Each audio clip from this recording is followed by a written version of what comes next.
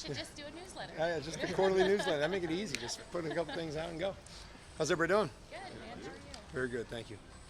Noticed today you guys added a punter to the practice squad. Everything okay with Ethan? Is there something we should? Yeah, I mean, he's just sick, a little under the weather, so keep our operation the same. It's Cardi's kicking day, all that kind of stuff. Get a guy in here that he's familiar with, so all that kind of stuff. Do you expect Ethan to be able to play? I hope so. We'll see. Yeah, I mean, yeah, we'll figure all that out, but yeah, that's the hope. And if he doesn't, is there much of a difference on kickoffs between him and? Not really.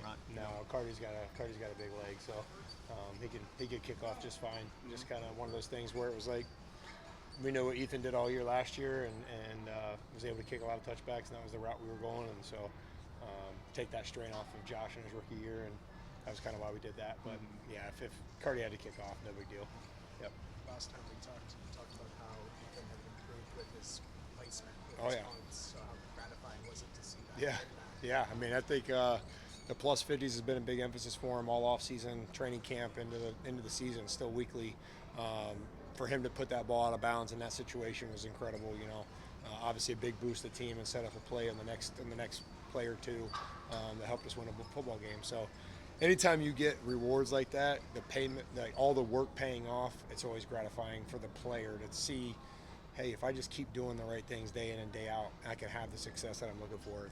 That's pretty encouraging. We saw the physical result, obviously, of that play in particular, but what is sort of the mental or inter-locker room connectivity that builds when the punter or the kicking unit becomes an extension of the defense? Yeah, I mean, I think that always helps. Anytime you can have three phases playing as one, and putting games together in a consistent manner, it helps validate our place in the game, and it helps also like making those players, like a lot of our guys are playing roles on offense or defense, and they're still contributing on teams, and the guys that aren't, or that are just fully special teams, to be able to put those kind of things on tape and play at the level that they're playing at right now is just an earned confidence that they're getting every day, and it's just rewarding to see that day in and day out.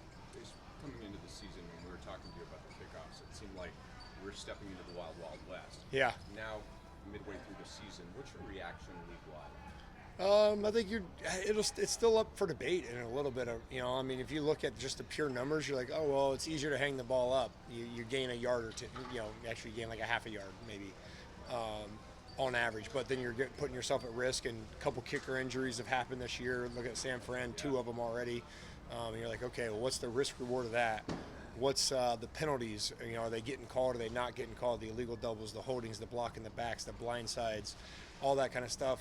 They haven't been as prevalent as I think you would think in this, with that kind of spacing. And so when that stuff's not getting called, and you're not getting the penalty yardage backing things up, and the turnovers versus the big returns, the explosives, the game changers, the 3 touchdowns. Even Seattle versus San Fran. San Fran's in pretty good control of that game, and Seattle pops one for a touchdown and really kind of has an opportunity to climb back in the game and gives them a little bit of life. And that situation is the risk worth the reward. Yeah, the other ones, you cause a turnover early in the game, great. You go out there and you tackle them at the 24, the 26, but then that one goes for a 100-yard touchdown. It's like, did it equal out, or was it, so I just think it's dependent upon the head coach's philosophy, dependent upon the special teams coordinator, the players, situation in the game, a little bit of everything. But when you just look at the entire kickoff return dynamic, I do think there's, obviously, we're getting the returns up a little bit. It's a little bit higher return rate. You're getting a better drive start. Some of that's because the touchback obviously moved up to the 30. And you're getting a few more explosives past that 40-yard line and more touchdowns. So I think a lot of those boxes are being checked of what the league was looking for. Maybe not quite everything that they expected, but definitely trending in the right way. You have a dual perspective maybe on a guy like Omar Spades, because not only did you coach him a lot and work a lot on teams, but you are a former linebacker yourself. Yeah. So what can you tell us about him, how he works, what you've seen from him now that we're starting to see a little bit more of him on defense? I think really I'm so happy for him. I mean, he's earned it. You hate it for Troy. Love Troy. He's done an incredible job. But you also whenever something happens, you always look to the next guy and who that's going to be. And for guys like him and Hummel to split that and really own their roles and doing a really good job of communication.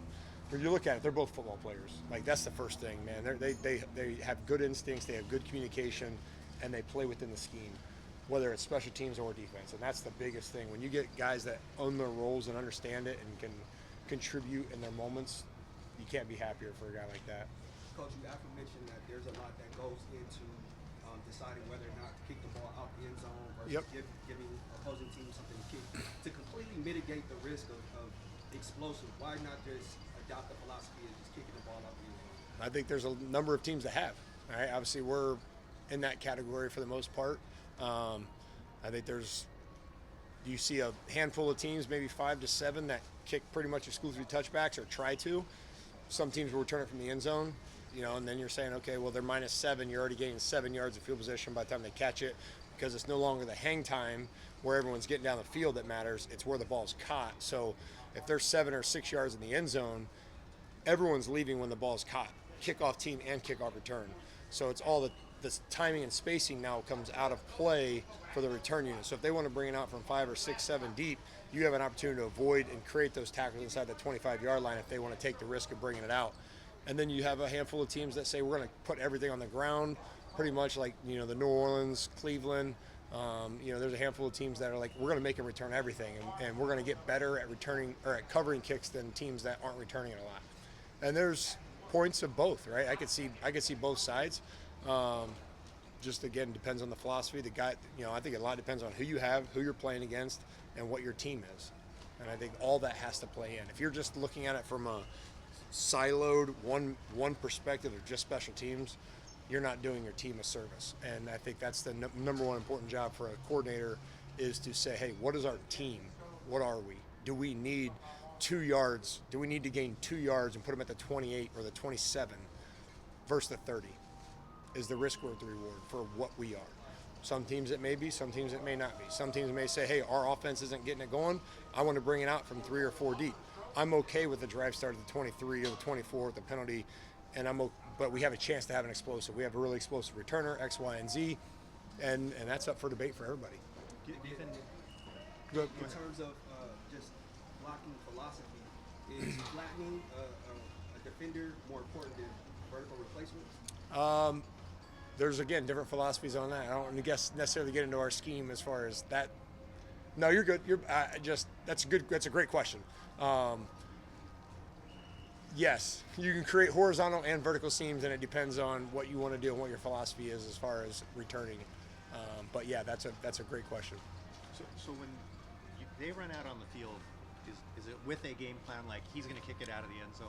Yeah, that's what they're, at least given what your philosophy has been so far. Yeah, I mean, there's certain times and kicks that are a little bit different. But yeah, I think there is an element of we have to expect them to bring it out. Right. Every team that we've played has brought kicks out of the end zone. We're not guaranteed to kick everything in the end zone. Right. We're not guaranteed that if we kick it 5 or 6 deep that they're not going to bring it out. So our intent of going on the field is understanding where the ball is caught and now what my block destruction technique is. Do I need a 2-gap? Do I shock and shed? Do I slip and avoid? All that is the spacing of the return team. What does my blocker do? Does he set firm? Does he drop deep? Where's the ball?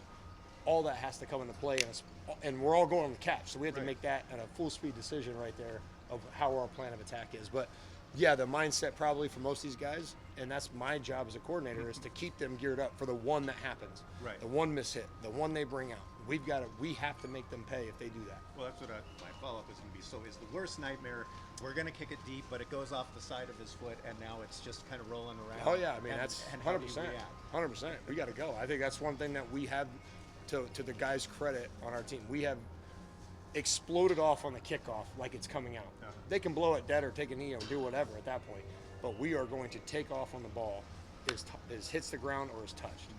And that's our philosophy, and then we'll play it out from there. And if we slow down, we can slow down. But we've done a really good job of that. Knock on wood, we've done that so far this year. We got to continue to aggressively get off the ball so that we put ourselves in the best position if they do bring it out. Chase,